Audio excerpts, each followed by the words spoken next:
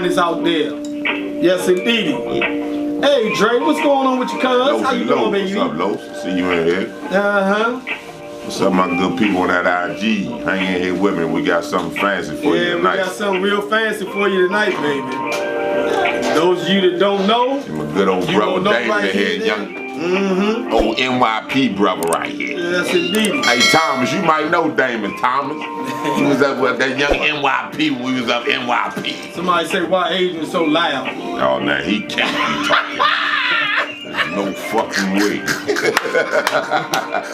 Hey, I had to kick that one in there because we always try to get me. I'm new on this Okay, line. I got somebody on there. Somebody on there. That's why you got a couple people. That's my man Swells. What's up, Swells, baby? That's a heck of a ball player there, Stacy. All right, well, we go. You ready to split? Oh, man. Hey, Mark, you a fool, Mark. You already started, Mark. Cut it out, man. Okay, E-Dub. Hey, damn, you know, Let's Mark. get this thing started, baby. Mark, Coach at Wilson. Yeah. Coach Mark. All right. Hey there, hello, everyone, again. Hello, everyone. Welcome to another edition of the Men's Corner. Today we got a special guest to us. We're going to go ahead and introduce him in a quick minute here. But we're coming to you live from DeMarco Solar, produced by the Men's Corner, powered up by DJ Glam, with videography by none other than BeeSting Media. Our guest today is Damon Roberts, veteran. He's a we call it warrior citizen. Yes, indeed, warrior citizen, father, social worker, coach, mentor, and also an ex-con. Bottom line is, y'all know how we do it. We do it real simple over here. We don't hold no punches.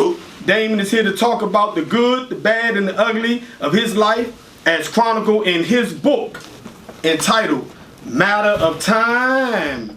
Continue to march.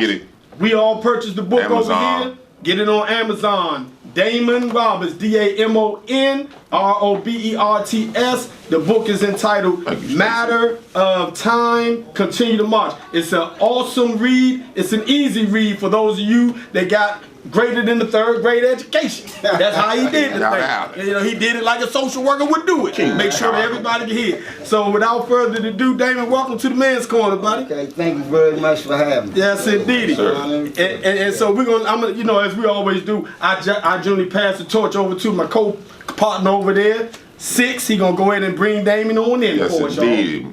Old Damon, young NYP brother. Back in the day, we used to call him Chief. What's up, Chief? Yeah, man, he reached out to me, man. He got a hell of a story, man. We're gonna let him kick this story. It's gonna probably get a little thick in here with this story. Brother been through a lot, and we're gonna keep it a bean as we always do on the Men's Corner. So with that being said, man, let's talk about this military boogie. So I remember you from NYP. Was that before or after? I actually was in the Army Reserve then. I joined the Army in 1982. And originally I was gonna go regular Army, but I talked with my father. I was a student at Virginia State University. I was getting ready to be a teenage father of 2 children. So I had a decision to make. Do I do the streets or do I do the military? The military made a little more sense for me. I joined in March 1982, the Army, and the day of induction down in Richmond, Virginia, I switched over to the Army Reserve because my father talked to me that night before and said, son, explore your options. Even though he didn't speak to me for a week because he was a Marine Corps man. He told me I joined the Boy Scouts. So that's he gave me some options and told me it would be best for me if I'm trying to be with a parent to my kids, opposed to me going off, being on the base, trying to maintain a relationship. It'd be better if I could transfer and come back home in D.C. Wow. And be with them. So he said you hold up. You went into the Army and he said you doing what? I joined the Boy Scouts. But I understand that because my father and grandfather were Marines, so I understand that way of thinking. And he was a monthly point Marine. One of the first that all black unit down was that Camp Lejeune. So you left a university to join the Army. Yes, sir. But I transferred and went to Howard University. Oh, okay. Okay. So that's where the reserve part came in. My father, he told me he knew if I would have went regular army that I probably wouldn't went back to school. Okay. So where did you go? Where did you come from before? What about your upbringing? Where did you grow up at? I'm Northwest, uptown guy. Okay. Raymond Playground, played number 10, number 6 Boys and Girls Club. Went to Wilson High School. Man, people don't know about number 10. Yeah, I know about that. Yeah. I played at number 10. Well, when I went to number 10 was on Newton Street at the church. Yeah, he don't know about that. He don't know about that. Oh, downtown? No, sir. No. Because they moved 16th and Newton Street. 16th and Yeah, they Newton. That's moved the it original. downtown. Okay, the church. Okay, yeah, I'm sorry. yeah. Yeah, but that was the original number 10, 16th. Know my history. Okay. Yeah. So, And what high school did you? I went to Wilson High School. Okay. Okay. Those so now those who know the earlier, it was, in the 70s. You know how many people was in D.C. at that time. So at Raymond Playground, all my friends I went to McFarland. You had people at Banneker. You had people from Lincoln. And right down the street, I lived right down the street. On my side of the street went to McFarland. The Quebec down the street, 1 block from me, they went to Lincoln. Right. You get to Spring Road, New Hampshire Avenue, they went to Banneker. Okay. So my neighborhood high school was Cardozo, but I went to Wilson because I had a cousin who fell out back of a van. Rest in peace, Ronnie Beavers. And he was in a coma for 30 days. I can't make this up. And he recovered, and he had a body cast, like the movie Walking Tall, from his waist to his head. And my father told me, you need to go up there with him when you go back to school. So this was 77 when I went up Wilson. So again, that Marine talk and say, look here. Yeah, I had to go up there. Go with your family up there to make sure you're all right. Yeah, I had to go up there with him. Okay. Yeah, Respect. So take us into, because we like to dive right on there. Yeah, go ahead. And we like you said, you wrote the book Matter of Time, Continue to March. Talk to us about the construct of your book and where do you go from? We know it's. What you got, sis? We skipping some stuff. What we skipping? Come on, sis, because I know you got it. We're going to rewind this a little bit. Rewind it, from baby. Wilson to VA, Virginia State, transferred to Howard, went to the service, right? Okay, Yeah. so then you return home. All right, so take us through that part. Yeah. Okay, Yeah. from 82 to 1990, I was a regular reservist. In 1990, I became a drill sergeant in the Army Reserve. Okay. Okay, so I was in total in the Army Reserve for 24 years. Okay, so drill sergeant for 10 years. Then my last later years after that, about another 7 to 8 years, I was a classroom instructor. Okay, and when I was due to retire in 2005, my unit got mobilized, the 80th Division. Okay. And when my unit, so that put me in a category called stop loss soldier, meaning I couldn't retire because my unit got mobilized to go to Iraq. Okay, so first I had to go ahead and get my mind together because I was like I was done. Right. Okay. But I did a total of 24 years, 23 at that time, and I had to go ahead and finish my commitment. So I, regroup and fulfill my obligation. So I went to Iraq 2005-06, Operation Iraqi Freedom. I was in a first sergeant position. My tour was political because I was a stop-loss soldier. I was an E7, they put me in the E8 slot, first sergeant. So explain what that is. E7 sergeant, first class. When I went to Iraq, they told me to put my promotion package in, which I refused because if I would have got promoted, I would have had to stay in the military another year. Wow. But I was due to retire. So Right. I got put in a first sergeant position, meaning I was the head NCO of my unit. where I was at. And I had, once I got in country, I was at Taji National Depot. That was one of the biggest, largest Iraqi military bases. They had the tanks and all. It was one of the largest bases that the Iraqi army had. And what we did, we received ammunition, weapons, equipment, trucks. Everything came through us. And we was supposed at that time been training Iraqis with receiving and shipping out. Okay, so basically I had everything. And they put me in that position. It was 26 American soldiers and it was 321 Iraqi soldiers. So we was outnumbered. And we lay together, and I stayed in that position until command moved me to an outpost, because I refused to take the EA position, and I was a little forceful in my interactions with command, because when you in a war zone, some of the normal rank and courtesies that you would do in country, you ain't had to follow all the way over there, because you had to get things done. So on our post, I was in charge with security of our area, the training, making sure my soldiers that I had, you know, that their head was on straight. Right. And so that was my responsibility. Yeah.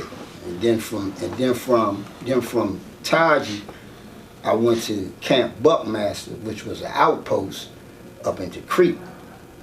And when I went to the outpost up into Creek, it was just me and another soldier, and I was with some contractors.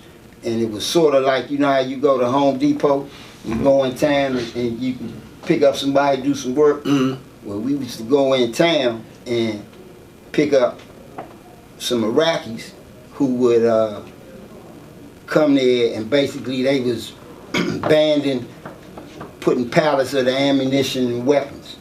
And you had the contract, so my job and the other soldier job was basically just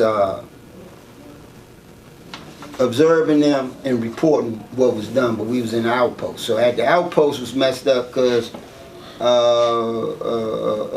closest military near us was what was that? Camp Remagen. It was the Air Force. So that was our cover, but we was out in the open in the outpost. So, and they had soldiers, well, not soldiers, some contractors from the Fiji Islands.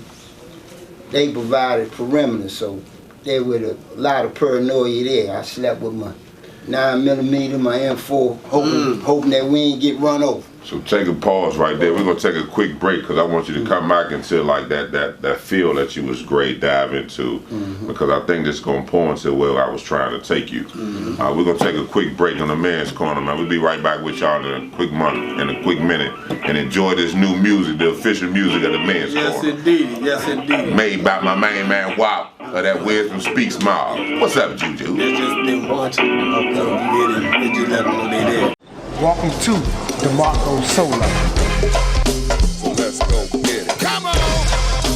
Let's go get it. DeMarco Solar, located at 3353 Darnell Drive in Forestville, Maryland. If in fact you got somewhere to go tonight, come see us at DeMarco Solar. We got fresh sweatsuits for you fellas, fresh tees for you fellas, and look, let me tell you something. Something real simple, something real sweet. All colors, all sizes, but here's the deal. DeMarco Solar, we customize a lot of clothing for everybody and anybody. DeMarco Solar, 3353 Darnell Drive in Forestville, Maryland. Come on, come see us, because guess what? We got it all. We got it all.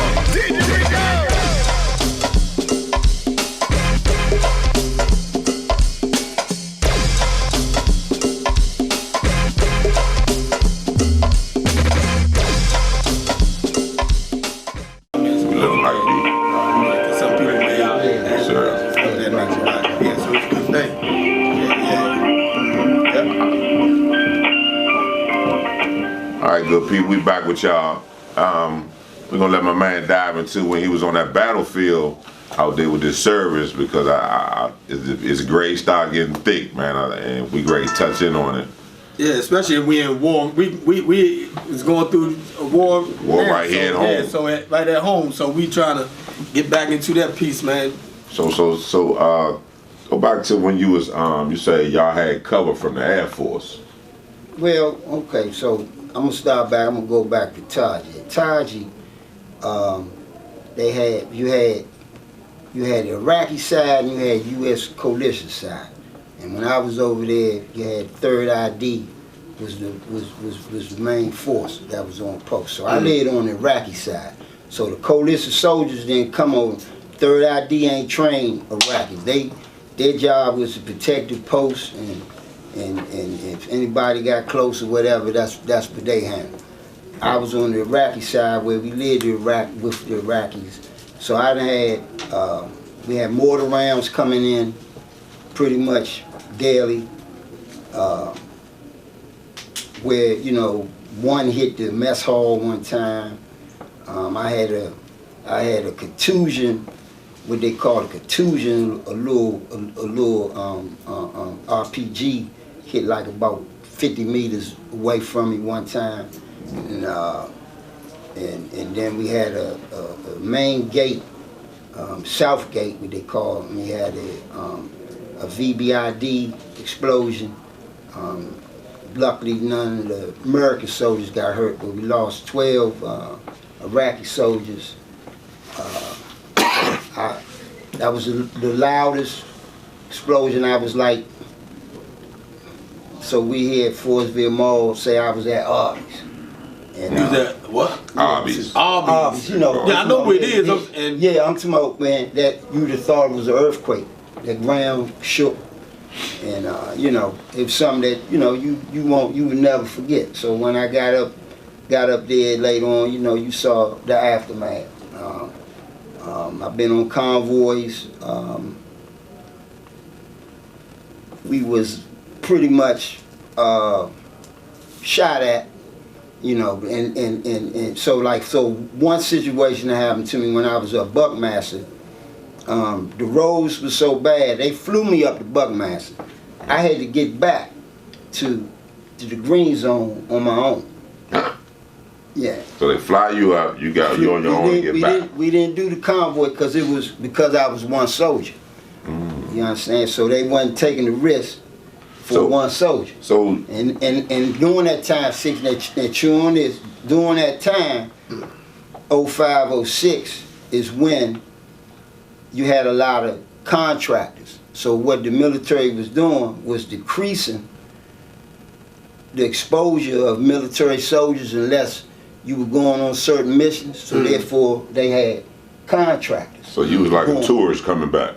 Yeah, I had to waive my rights to get on a civilian contractor convoy to get back. It took a 2-hour ride. It took us 4 hours just to get to Camp Liberty. I was outside of Baghdad, and this was after I told you I was the first sergeant.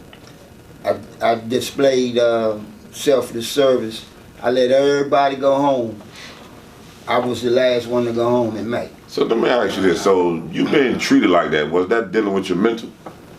Absolutely. Because I'm saying someone travel you across the world for you to fight for us, and they get you somewhere and then tell you to get back on your own. What was your mind state going through at that point in time? Well, first I was mad, but you go into survival mode. So survival mode was for me to say, man, if this is how I'm gonna get home, I'm gonna do what I need to do to get home. And you know, I thank God we made it. Now, when I got back off my 15-day leave, I refused to go back. So back order. Yeah, I refused to go back, and then and my tour was pretty much over. I left in August, and August 2005. I returned August 2006, and I went on leave the latter part of May, and I got back in country like in June. So I only had a couple more weeks before we left out. So they put me in what you called in at that point combat stress.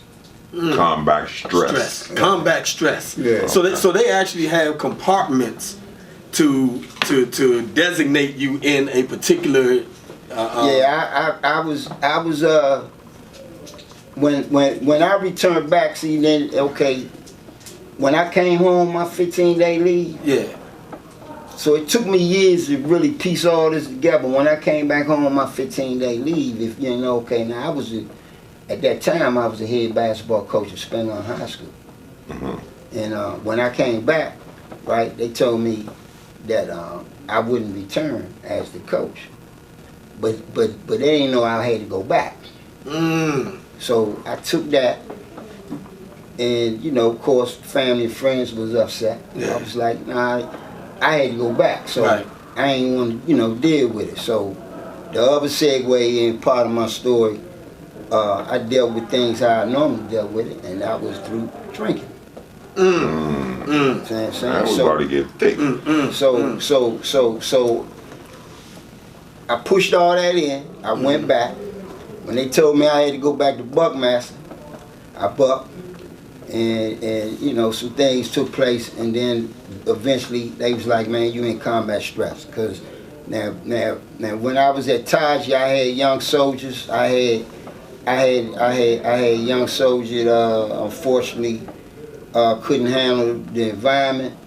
He was eventually had to send him back to Lansdale. He was diagnosed schizophrenic. Came back in the country. Killed himself. We got that news when we was over there. I took that was on me. I felt that so. So you begin to self-medicate again. Wow. Yeah, I couldn't self-medicate as well over there in Iraq as I wanted to. Okay. But those were some of the things we're dealing with, along with the mortar rounds, the convoys. So just the basic, burden of carrying somebody else's death Absolutely. on your shoulders and in your head, and it's like, man, you still look at that's my soldier, Absolutely. and I'm not supposed to lose a soldier. I sent him for help. He got sent for help. So would you say that's the beginning of your PTSD? Yeah, well, okay, I got diagnosed with PTSD. When I returned back home, I want to say probably like I returned home in August, and I want to say probably like about October, my family and a few friends, they was like, change, you need to go get some help. So what they mean you changed? Well, I came home, I was cussing a whole lot. I was very angry. I was drinking, medicating. Okay. And I stayed down in my basement. It was only a few people that I would go out with. If I did go out, I normally end up having some type of problems. Right. Meaning, what you mean problem? Elaborate. Okay, let's say if I'm in a line, or if I'm talking, or just going about your day-to-day business, I could get loud, I might get aggressive, and I might cuss you out. Where it would be socially inappropriate than way before. So for instance, say if you get in the grocery line, and the line not moving. Well, I was used to making things move. I was first sergeant. Move. Right. Military kick. I'm saying, what I'm standing here for? I might tell you, you don't know how to do your job. They looking at me like, Slim, what's wrong with you? Right. Which then can lead to further problems. Right. You know what I'm saying? So you saw that as normal. Oh yeah, I was normal for me. Right, that's normal. And so back in the day, when we talk about the transition into post-traumatic stress disorder, PTSD, which back in the day they actually called it shell shock. Shell shock. When a lot of the veterans were coming home, they called it shell shock and things of that nature. And on the men's corner, we like to go over a little stuff. They say PTSD is an overexpression of normal mental and psychological processes, namely the fight or flight response, and that's when the body readies itself to either fight or flee a hazard, and include a flood of hormones that set you on high alert. So, just for our listening audience who don't know what PTSD is, sometimes that's how they define it. You know, and so it's a heck of a thing because there are a lot of soldiers coming back. I mean, even some stats that say 11 to 20% of all veterans returning back will experience post-traumatic stress disorder.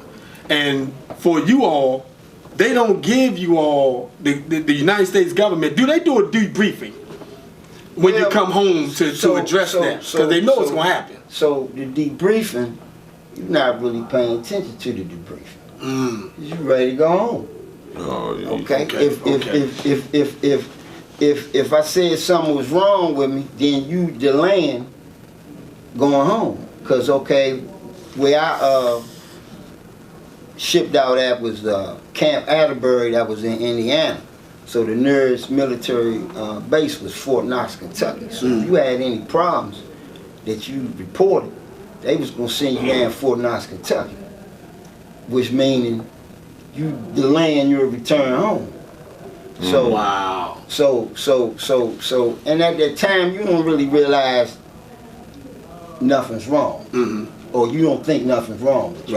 Right. You just want to get back to your family, turn in your equipment, do your briefings. So you was in the briefings and you like, yeah. So counseling. So they have counseling for you guys. However, your mindset is to get home. And then some people, you're not. Well, for me, I wasn't ready to receive counseling. Actually, even when I first got myself service connected and went to the VA, I wasn't open to the treatment. Right. Yeah. Now the treatment got better as the time went on. Yeah.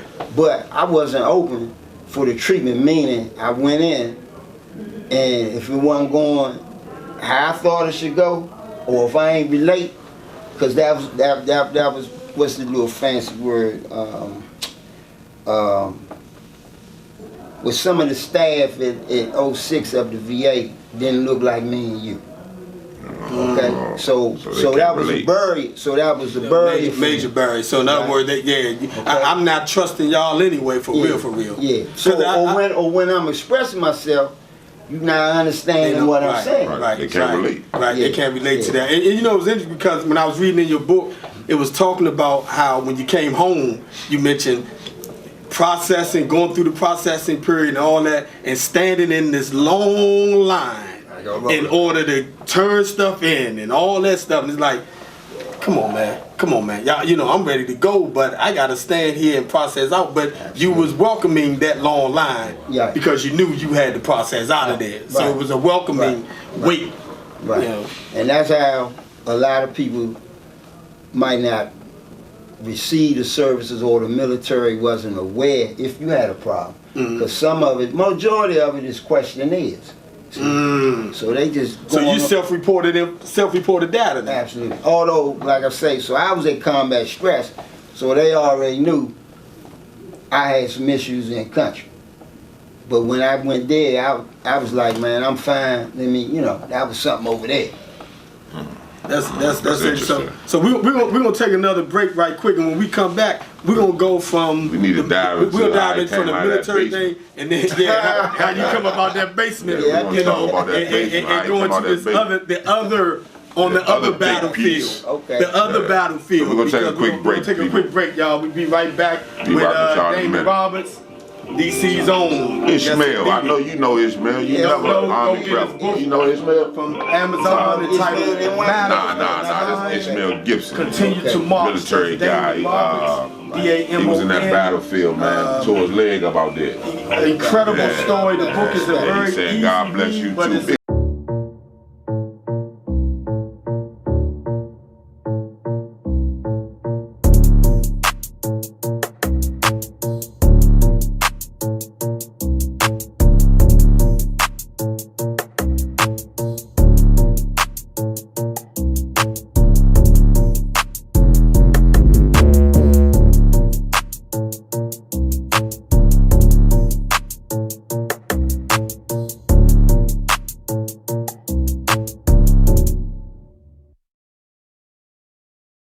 I read half the book and couldn't put it down, but I didn't want to read the whole thing because I didn't want to get too involved in it, family. So go and get the brother book if you don't know. It's right here for you.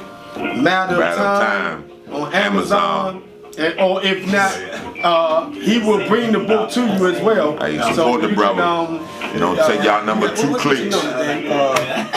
202-436-0310. I hope y'all got that number. So that's 202-436-0310. Y'all can call him for the book, and he'll bring it to you and sign it. And mine signed. Autographed This mine right here. This belongs to me. Yeah, we bought something for the men's corner. We got 5 of them in the men's corner, baby, and we bought them. So we're gonna go ahead and support this brother. You can put it on Amazon. Listen here, a few clicks to get it to your doorstep. They deliver on Saturdays and Sundays now. Prime, if you're a Prime member, Saturday and Sunday at your door. I know. Prime member. But I'll give you a hey, Amazon, y'all need to plug us in on that commercial right there. I need to check back. Traumatic stress and things of that nature. So we get back, we're gonna talk a little bit more about that. Let him do his thing. Yes, indeed. All right, we about to dive back in, people, and we want him to start when he came out that basement, because he did stress the fact that he wouldn't leave that house with only certain people, and he just stayed in the basement. So you being in the basement, was that started to be the time bomb in yourself? Yeah, it was time bomb in my mind. I had what I call why me, right? Everything. Okay, for instance, when I returned back to work for DC Public Schools, they ain't even welcome me back. I kept that in. Okay. See what I'm saying? And this was the Michelle Reed era, and I worked with special education, right? I was a social worker. And when we had the big meeting, ain't nobody say welcome back, but we was welcoming new employees, right? Here we go again, they don't look like me and you. I'm sitting in the back and I'm looking. I couldn't speak on it, but I'm looking. And so that happened as well. I shared that in the book. My social work license expired when I was over Iraq. I had to go back and renew, and I thought I could just, they renew it and waive it, and they told me, nah, that ain't what's happening. You gotta, you gotta take these. Normally they give you 2 years to complete these CEUs or these classes. Right. They gave me 1 year. So all this was when I was just getting back. So all these things I'm processing down in that basement, and when I'm drinking. So now, my drinking went from a weekend user, social settings where I was drinking every day. Okay. And a lot of people didn't know I was drinking every day. So my routine, man, I leave. So coming out of the basement, I go to 7-Eleven, get me a big gulp cut, and go go get me a pint of some Johnny Walker. That be my ride. That's my ride just coming back in the house. Right. So I ain't do nothing when I went to work. But when I got off, I was drinking easy a pint, maybe close to the 5th. That was Daily. easy. Yeah. Good God Almighty. Or beer, mixing it all in. So when I was doing that, the why me really kicked in. So when I got out the basement, now it took a 4-year grind. Now I tried to I went back up number 10. The man Miss Cradle. Shout out to Mitch. Shout out to Miss Cradle, big brother said. So when I went back up number 10, I was on my own program. I thought I was better, so I'm working long hours like I did over Iraq. When I was over Iraq, I worked like 14, 16 hours, right? So now I'm working full time.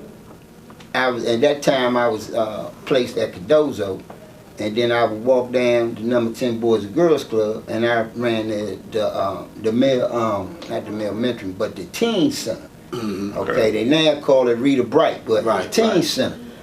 And seemed like I always just had trauma. Like for instance, I went at Cardozo a week, it was a shooting at Cardozo. Who was the first one to respond? You. Yeah. You understand?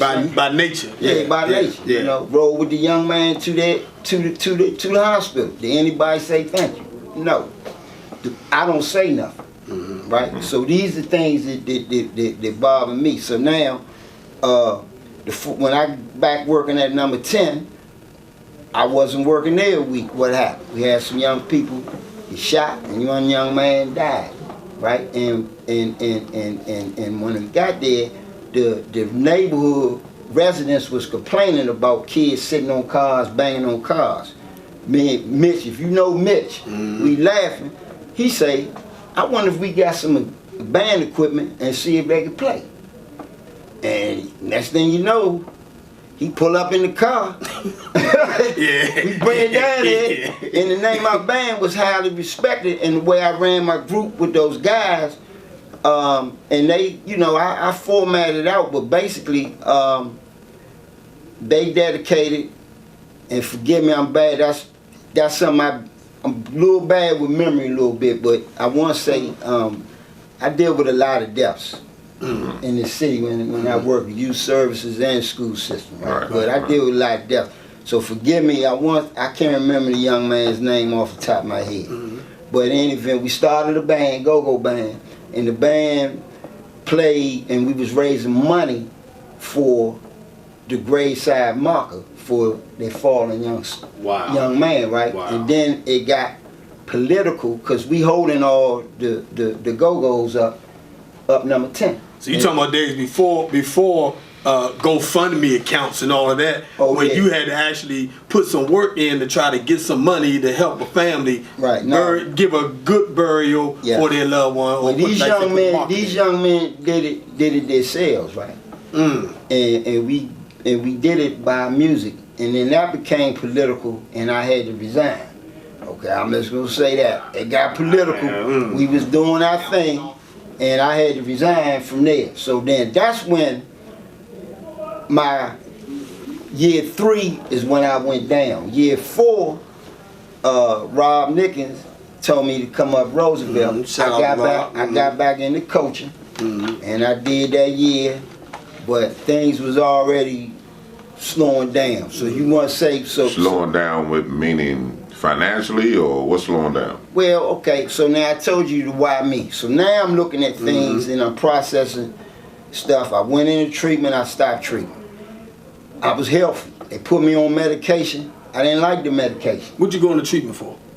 PTSD. PTSD, okay. PTSD, right? So I had depression and PTSD. Right. Okay, I also had vestibular disorder. They ain't never want to say traumatic brain injury because I say I was around more around here close to me. In any event, right? So with all that said, by this time, by year 4, even though the basketball was I had my army camaraderie feelings, but I was just thinking everything not fair. Right. Yeah. Okay. And you talked about that in the book because at one point you said you were a hero over in Iraq, and then you come home expecting that same hero mentality and reception, and that didn't happen with all the places that you went. Like everywhere you went. Right. I mean, I had so many. Like even when I went back off my 15-day leave, I'm on that BWI. I had a TSA guy told me I had to take my boots off. I said I'm not taking my boots off. So that became a scene. Till finally someone else in the higher up than this guy that was telling me, they was like, man, you going back? I was like, yeah. They was like, man, let that soldier go back through. So I had a whole lot of things that I encountered. So now what got me start going in the criminal position was I had a truck that I had about 7 months finished paying off. Alright, so I was late one payment. One of my things that I had difficulty doing was being able to conduct business over the phone and talking to people, right, to explain, right? So that didn't never go well with me. So I tried to call and make a payment arrangements, which I used to be able to do before, but I wasn't successful. And sure enough, one morning, I got the tow truck outside my house, right? My car in the garage, and they like, man, yeah, I got to tow your car. So I'm looking, I'm like, yeah, so in the event, I went on, and you know, he gonna go right on past that joint there. Yeah, well, we know how that man took it. Yeah, but they ended up towing it, right? And when they towed it, and when they started telling me, and I'm like, man, I'm almost and paid for this. Right. So now, you know, I'm feeling like, and I didn't have the money right then and there. And my pride, I didn't want to ask nobody for the money. Right. Okay? And so, I done dealt with a lot of deaths. Okay, my one mentor, Doc Robinson, he passed away. Yeah. Shout out to Doc. LeBarry, who got me, Ed Hill and LeBarry, but LeBarry was a Vietnam veteran. He helped me process when I came back home. He died. I had a cousin died. My father was in the nursing home. So then now I got to share a car, and you know, with my significant other at that time, man, and I was on my way trying to get to work, and it was an accident. I was on the George Washington. George Washington Parkway. Yeah, I was on the George Washington Parkway. We went stand still, and man, I just went off. Like my head was going to explode. I was banging the steering wheel, crying, all that stuff, man. And then my mind went, I couldn't go to work that day. Then my mind just went to say, like, you know what? The government, people owe me.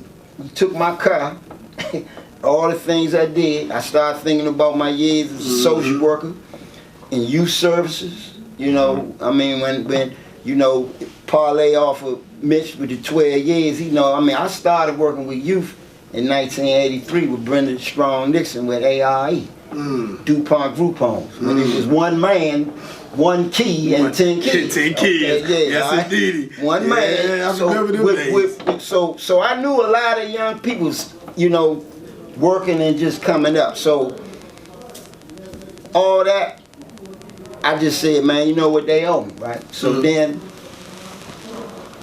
it wasn't the right thing to do, but then I said, you know what, I know what I can do.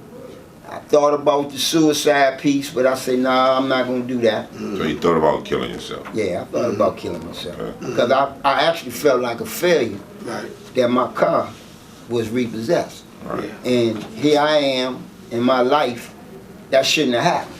Right. You know what I'm saying? In my mind. With all what you Yeah, gave. see what I'm saying? In my mind. Which why you say that on that suicide piece, they say that the worst outcome of PTSD is suicide. In VA reports that there are more than 6,000 veteran suicides each year, or were from 2008 through 2016. More than 6,000 a year. So, you know, yeah. So, and you say traffic, the car, sharing the car, stuck in this traffic. Yeah, stuck in that traffic. And you started this mastermind movement. Plan, yeah. What was the plan? So what is the plan? Well, once I decided that I was old, okay, and it was one more piece before the car got stolen. I also went to Andrews Credit Union and applied for a loan. Right? And they denied me a loan, but they tried to tell me I could get a home equity loan. But first time they denied me, they talking about a phone that I had before I went to Iraq, which I could never get straight. So I eventually got it straight. They waived it, right? I got it straight, and then they told me they denied me, and they said, why don't you take a home equity loan? So then, there go my anger toward the bank. Right. Okay. Right. So my anger with the bank was, wait a minute, what you mean I can't get no loan? Right? So, and I was at Andrews. And y'all jokers owe me anyway. Yeah, okay. So the car was gone. I had that situation. And Six, look at your face, man. Look No, at I'm waiting. Come on, man. Let him finish. It's great to come. Yeah, so at that time, that particular day, I went and saw my father at the nursing home. I did my normal routine, and when I just went a little earlier, and then as I was riding around, I just started looking around and saying, okay, I know what I can do.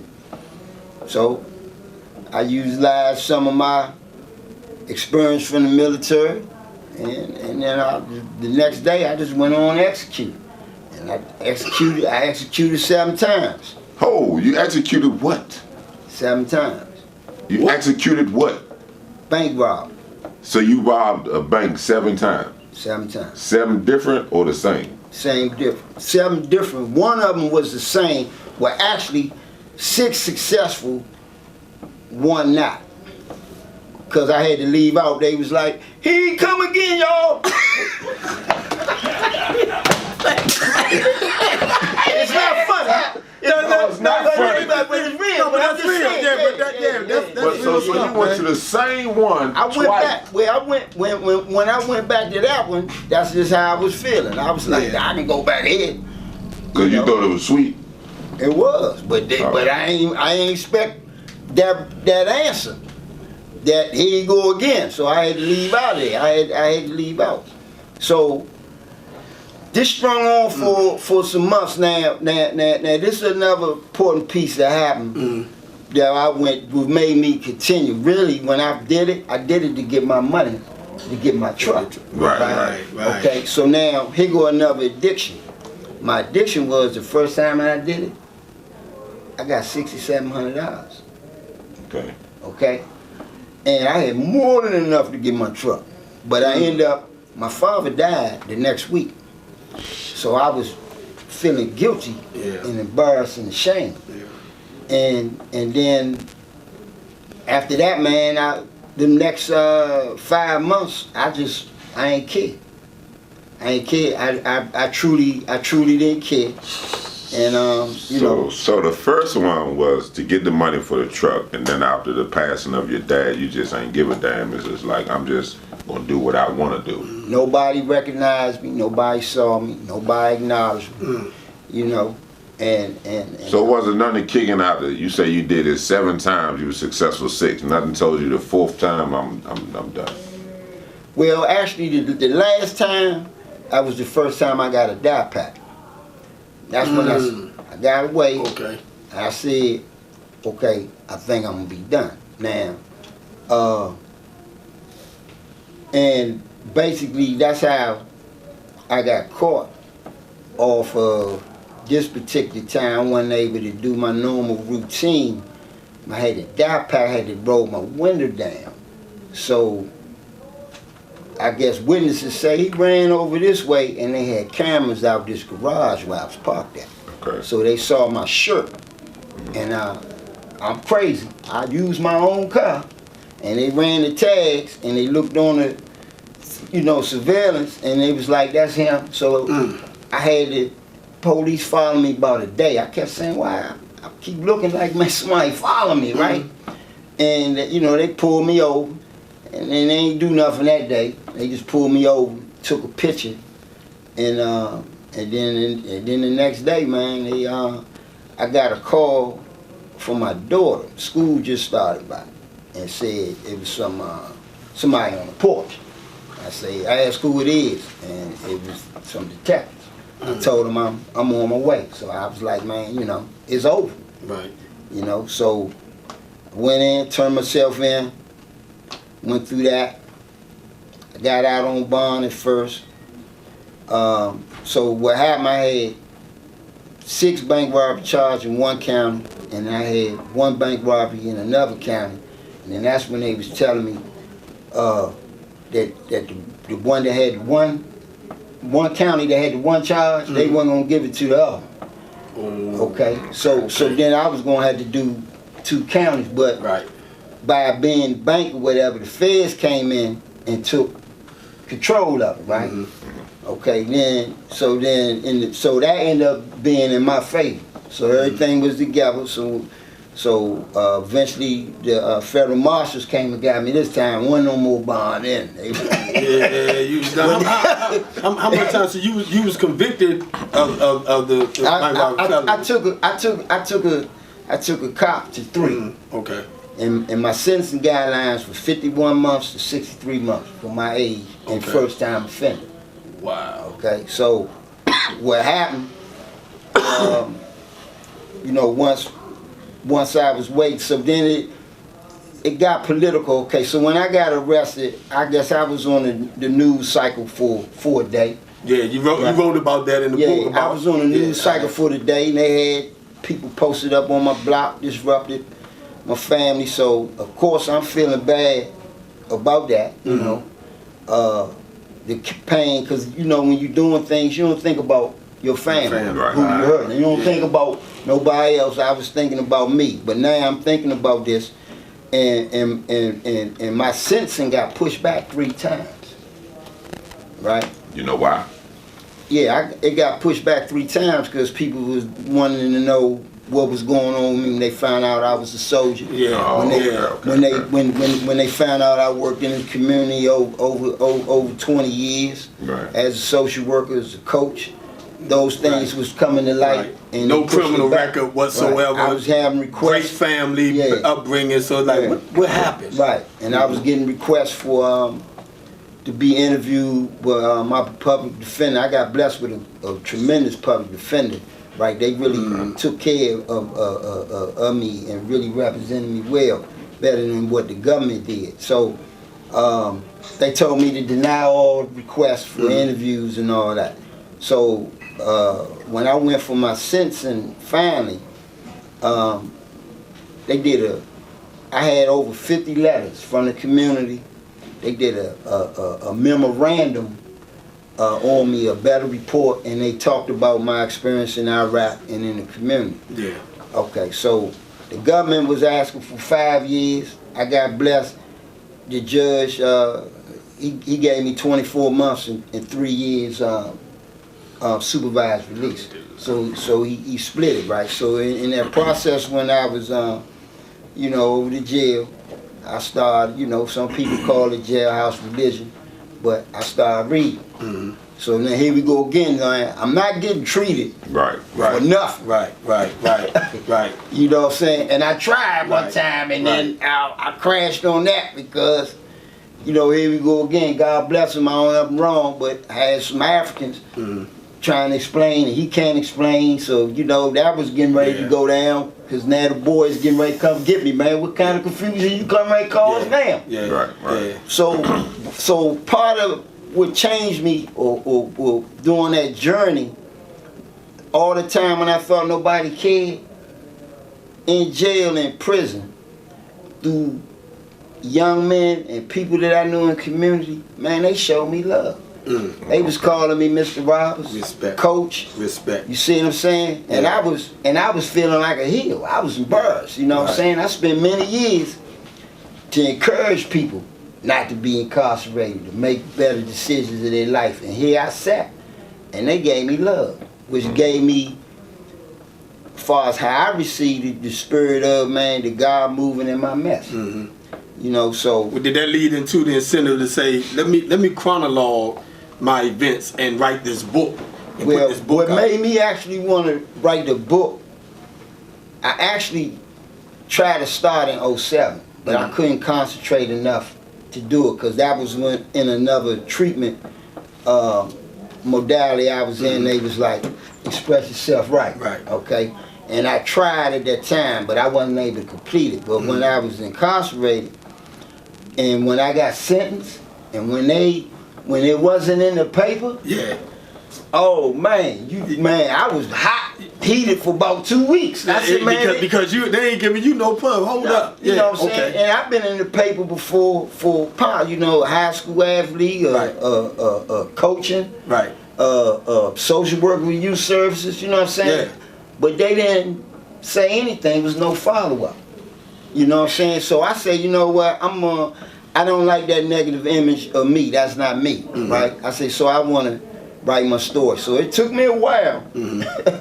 So, but I was able to complete it, and what pushed me all the way now was, I said I need to get this done before my mother died. So you started, what year you started to write it? I started writing the book in 2007. And you couldn't finish it, and you finally completed it in when? I completed 2019, but I actually really started writing and typing when I was incarcerated. So did this help you with your thing that you was wrestling with? That you Yeah, well, okay. So this will help me. It helped me. So when I came home, I had the other transition. When I returned back home as a returned citizen, okay, Maryland also had, I was looking at 30 years in Maryland, because they were saying that I did armed robbery, right? Which I didn't do. And luckily for me, my family had the resources. I had to get a paid lawyer this time, because they had a witness and everything. They telling me that I was ready to do 30 years, and I thought I had a legal visit, and somebody came in there and told me, why don't you just cop to 5, you just coming from the feds, and you know, you be home in 3. I'm like, I ain't do this, you know, I ain't no You youngster. say that when you ain't got to do it. Yeah, but I wasn't no youngster. I wasn't no youngster. You not scaring me with your 30 years. I ain't copping to nothing that I ain't do. I'll take it. We going to trial. Right. So I got found out guilty. I also had a divorce. I had to rebuild my life. Yeah. You know what I'm saying? So it took me a minute to get back to work, and eventually I started back to work. I started working with the homeless population.